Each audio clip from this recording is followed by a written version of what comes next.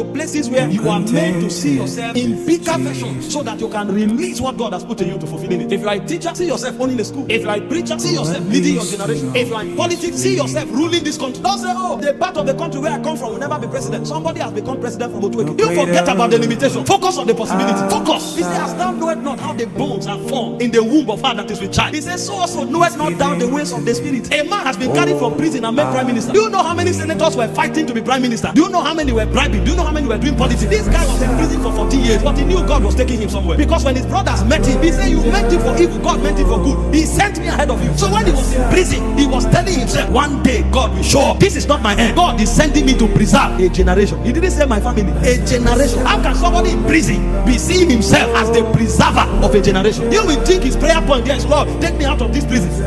That would have been the lowest prayer in the man's heart. His prayer is, I must preserve a generation. And he was talking as a prisoner. And he was there for 14 years. He never gave up. You have been in problem for 2 months and you say, I'm finished. It shows how narrow you are. That's why I tell you, we don't finish. No matter what the devil does. If the devil attacks me, I said the magnitude of my warfare is a sign of my manifestation. We don't finish. Finish where? Do you know how many nations we have to affect? What have we done? And that's why people like us, we never stop and say, you have done well. We have not started. Joshua conquered 31 kingdoms. He wanted to applaud himself. God said, listen, see the land before you. You didn't see well. This thing you have done is not enough. You are the one applauding so fast. You have not done anything. There are 195 nations in the world. You went to 10. You say you are well traveled. Travel to where? You went to your backyard. You have not seen anything. God wants to take you across the length and the breadth of the world. Not just as a tourist, but as a witness. Making impact regardless of race, tribe, or creed. But you must see. What are you seeing? You must train yourself to see.